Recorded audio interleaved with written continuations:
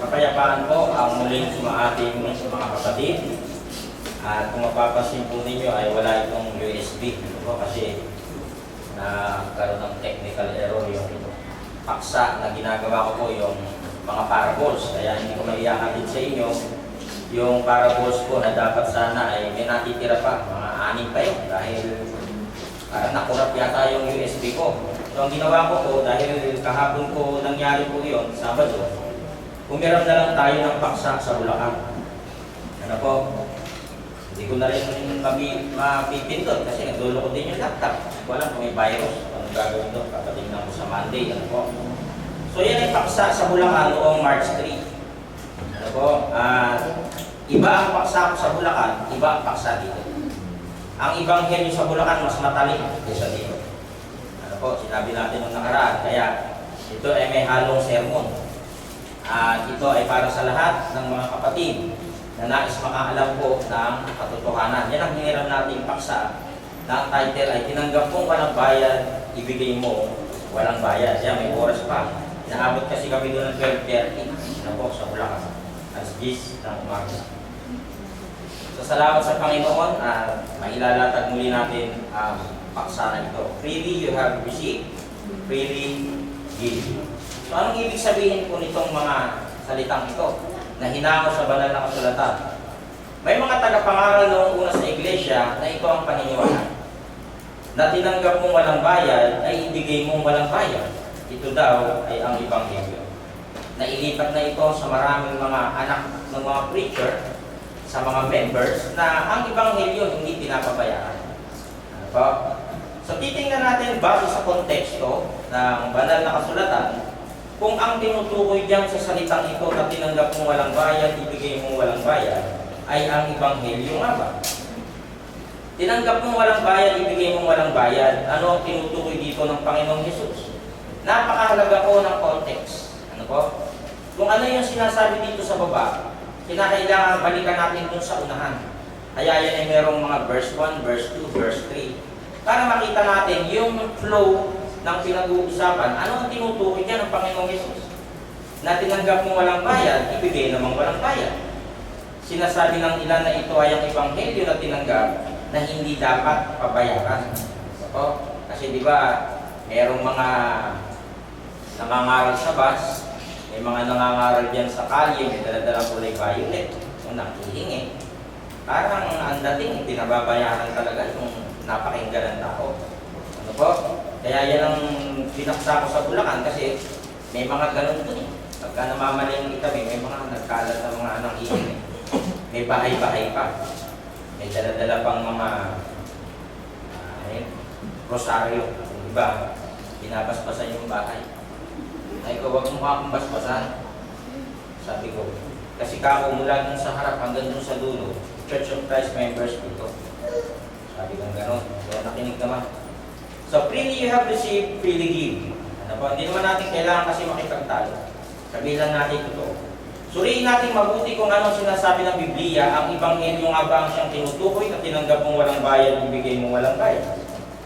Ito ang talatang ibinabato sa mga preacher, sa mga pastor, sa mga nangangaral sa pulpito. Na yung tinanggap niyo na yan, wala namang bayad yan, yung Ebanghelyo na yan. Dapat ibibigay nyo din na walang bayad sa iba. Diba?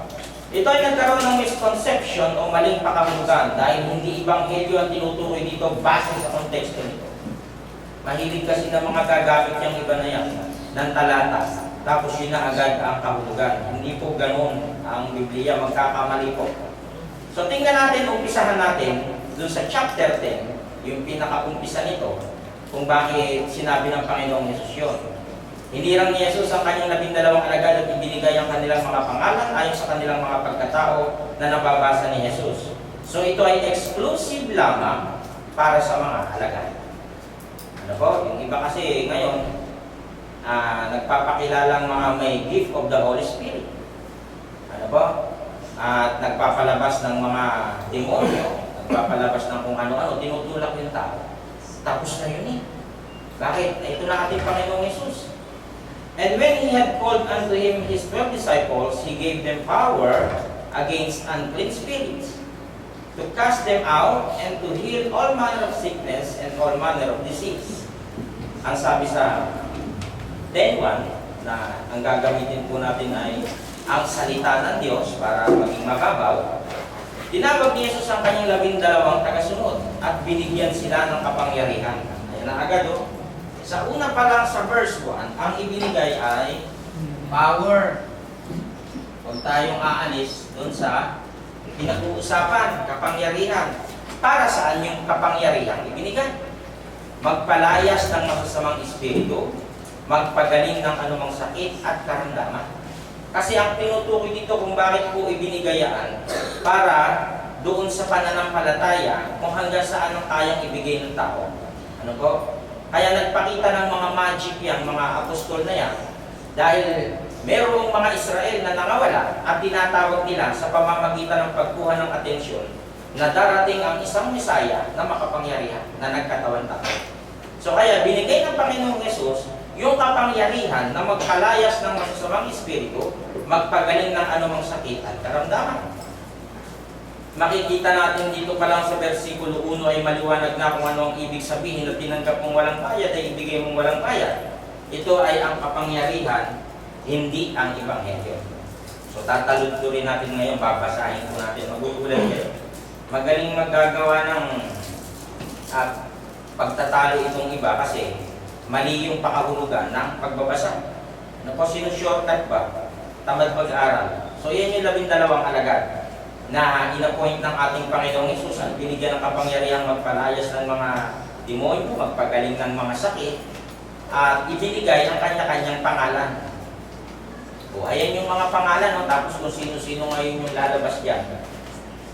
In the name of Jesus Christ, I rebuke. Ganun-ganun pa eh, no? Sarang namang nakikililig. May pangalan ba sila dyan? So ang binigyan lamang yung 12 apostol.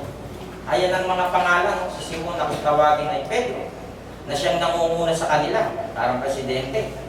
Si Andres na kanyang kapatid, si Santiago, si Juan, anak ni Zebedee, si Felipe, si Bartolome, si Tomas, si Mateo, na maniningin ng buwis, si Santiago na anak ni Alfeo, si Tadeo, si Simon na makabayan, at si Judas Iscariote na siya ng traidor kay Jesus ng bandang huli. Ito lang yung mga binigyan ng power para magpalabas ng mga demonyo, magpagaling ng mga may sakit at maluluwang mga sakit na yan. Sila yung sinugo ng Panginoong Jesus. Ayon dyan sa ADP. Dito naman sa ASND, sinugo na Jesus sa 12 tagasunod niya at pinagbilinan. Huwag kayong pumunta sa mga lugar ng mga hindi Hudyo o sa alimang bayan ng mga Samaritan.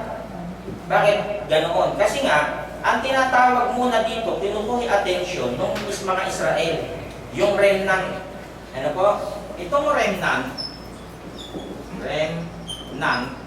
ito yung mga nalabi. Saan nalabi? Doon sa Israel. Dito sa lumang tipan. Ito yung tinatawag. Kaya ang bilin sa kanila, do not go in the way of the Gentiles or enter any Samaritan city. Kaya sila hindi pinapupunta lang kasi hindi sila maiintindihan ng mga hintil. Dahil ang mga hintil ay sumasampa sa Diyos-Diyosa. Sa halip, ayan o, puntahan ninyo ang mga Israelita na parang mga nawawalang tupa. Ito yung target. Ano, parang magpapasiklab sila, magpapakitang gila sila. Aba, ikaw nga talaga ang sugo ng Diyos. Diba, parang gano'n, sa 12 apostol. Ang pangalan ng aming Panginoon ay Jesus. But go rather to the lost sheep of the house of Israel. Ito yung target.